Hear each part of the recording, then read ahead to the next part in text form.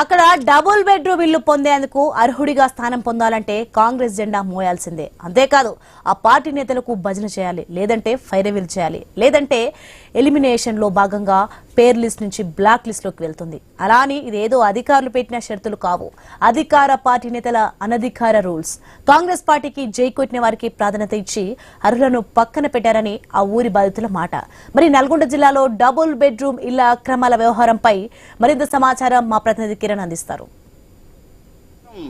మంత్రి కోమటిరెడ్డి వెంకరెడ్డి సొంత ఇలాకా అయినటువంటి నల్గొండ మండలం అన్నారెడ్డిగూడెం గ్రామంలో ఉన్నాం.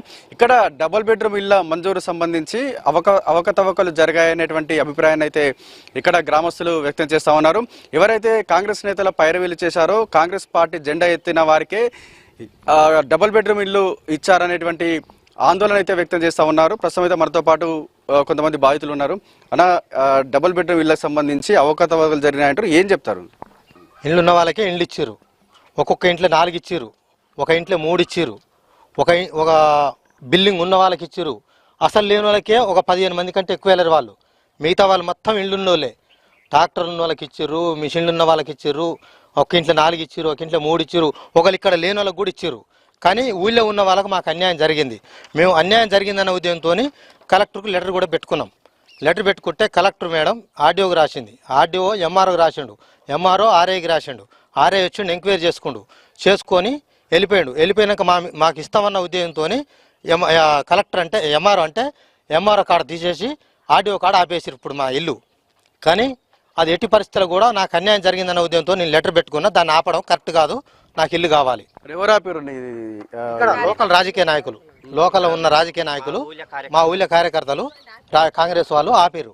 కానీ అది మాకు కంపల్సరీ ఇల్లు కావాలని మేము కోరుకుంటున్నాం. అమ్మా, నువ్వు డబుల్ బెడ్రూమ్ ఇల్లు అప్లై చేసుకున్నా సార్? నా పేరు కూడా వచ్చింది సార్. నా పేరు వస్తే కూడా తీసేసిరు సార్.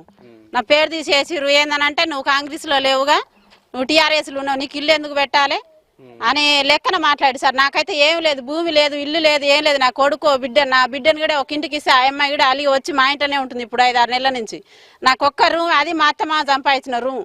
నాకు ఇల్లు ఇవ్వని అడిగితే పోయి మంగళవాళ్ళని పంచాయి పంపించారు కొడతానికి. 4 మొగోళ్ళు వచ్చారు మమ్మల్ని కొడతానికి, నన్ను నా బిడ్డను కొడతానికి. సెల్లు మొత్తం ఈడే తీసినావు. అదేంటంటే నీ మొగడు ఏం మాట్లాడినా నీకు ఇల్లు ఇవ్వాలి అంటే ప్రశ్నించినందుకు, ఎవరైతే నాయకులను ప్రశ్నించినందుకు నీకు ఇల్లు రాకుండా చేసిరు సార్. నాకు ఏం లేదు, కూలి చేసుకుని బతకాలి సార్. నేను ఇంట్లో వచ్చిన కానించి అడుగుతున్నా, అన్న నాకు ఇల్లు లేదన్నా, నాకు ఒక్క పిల్లగాడు ఉండన్నా, నా మోడు మొక్కల నొప్పులతో వస్తున్నాడు, జీతం ఉండి ఇల్లు అంటే నీకు డబుల్ బెడ్రూమ్ లేదు, ఇందిరా మిల్లు కట్టిస్తా అంటే నాకు సోటే లేదా? ఇందిరా మిల్లు ఏం పెట్టి కట్టుకోవాలి? నేను కూలి చేసుకుంటేనే నేను పో తినాలి, లేకపోతే లేదు. అట్లా దాన్ని ఇల్లు ఏం పెట్టి కట్టుకోవాలి? ఇలా 5-6 అంతస్తులు ఉన్న వాళ్ళు ఇల్లు ఇచ్చిండు. 10 ఎకరాల పొలం, 20 ఎకరాల పొలం ఉన్న వాళ్ళకి ఇల్లు ఇచ్చినావు నువ్వు. నాకెందుకు ఇలా ఇల్లు? నీకు ఓటేయలేదా? పోయినసారి కాంగ్రెస్ కోటేమన్నా నన్ను ఇంట్లో పిలిచి అడిగిరు. నేను ఓటేసినా కదా, మా పటేల్ తొడిగితే మీరు ఎంక్వైరీ చేయించారు ఓటేయమని. నేను నా మోడు ఓటేసిన, నాకెందుకు ఇల్లు ఇవ్వకూడదు? నువ్వు యాన్న బతకటానికి పోతే కూడా నేను వచ్చి ఓటేసిపోయినా. నాకు ఇల్లు ఎక్కటి ఇలా అన్యాయం చేసిర్రు. మీరు చేసింది ఏంది న్యాయం చెప్పురు మాకు. అంతగానో పడుతుంటే ఇంద్ర మిల్లు పెట్టిస్తా అంటుండు. నాకేముంది చెప్పు, ఏమన్నా లేసారు సూర్య. మా ఇల్లు చూసి నాకు ఇల్లు రావాలా వద్దా అనుకొని మీరే ఆలోచించుకోరి. మేము వచ్చి 40 సంవత్సరాలు అవుతుంది. నా మగడి కలంగులు, నా కొడుకు పెళ్లి అయింది, నా కొడుకు ఒక కొడుకు, నాకు ఇల్లు లేదు. నాకు పార్టీ గీటి ఎలాంటి సంబంధం లేదు. నా ఇల్లు చూసి నాకు ఇల్లు ఇవ్వాలి. నాకు నాటేయలేదని ఇల్లు ఇవ్వలేదు సారు. అలా భార్య కూడా చెప్పింది, మీరు నాటలేయలేదు నేను ఇల్లు ఇయ్యనని. నాకు పార్టీ గురించి వద్దు, నాకు ఈ పార్టీ ఆ పార్టీ అని అవసరం లేదు. నా మగడి కలంగులు నేను 40 సంవత్సరాలు వచ్చి బతుకొచ్చిన మాది ఊరే కాదు. నాకంటే 7 అంకలు వచ్చారు. ఇప్పుడు వచ్చిన 10 మంది వచ్చారు. నాకంటే ఇంకా 10 మందికి ఇల్లు పెట్టారు. నాకు పార్టీ సంబంధం వద్దు. నాది ఇల్లు చూసి ఇల్లు పెట్టారు. నాకేవద్దు, నా ఇల్లు చూసే. నాది ఒట్టి రేకుల గురిస, నాది రేకుల గురిస సారు. నా మగడి కలంగులు నా మగని చూసినారు మీరు. లీడర్లే మంచి వాళ్ళకి ఇచ్చారు.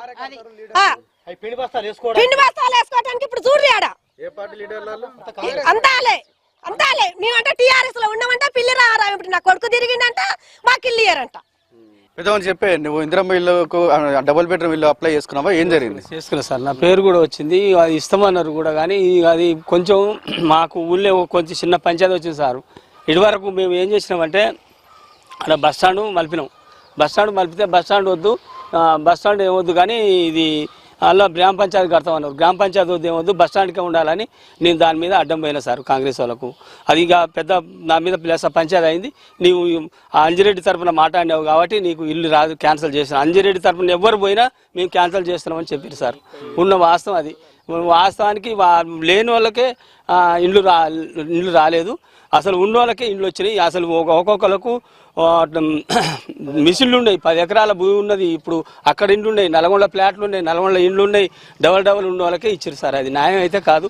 మాకు మటుకు అన్యాయం చాలా జరిగింది. దీని మీద మీరు ఏం చేస్తారో.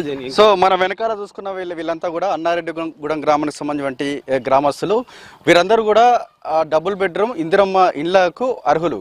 కానీ ఇక్కడ కాంగ్రెస్ నేతలకు భజన చేయాలి, కాంగ్రెస్ నేతలు పైరవీలు చేయాలి, కాంగ్రెస్ పార్టీకి జై కొట్టాలి అనేటువంటి ఒక నిబంధన పెట్టారని ఇక్కడ గ్రామస్తులు అయితే చెప్తా ఉన్నారు. కేవలం కాంగ్రెస్ పార్టీకి మద్దతు తెలపలేదన్నటువంటి ఒక దురుద్దేశంతో మాత్రమే ఇక్కడ వీరికి డబుల్ బెడ్రూమ్ ఇండ్లు రాకుండా చేశారని ఇక్కడే ఉన్నటువంటి బాధితులు అయితే ఆరోపణలు అయితే చేస్తా ఉన్నారు. ఇది ఇక్కడ పరిస్థితి. కెమెరామెన్ రాజుతో కిరణ్ ఐ న్యూస్, నల్గొండ.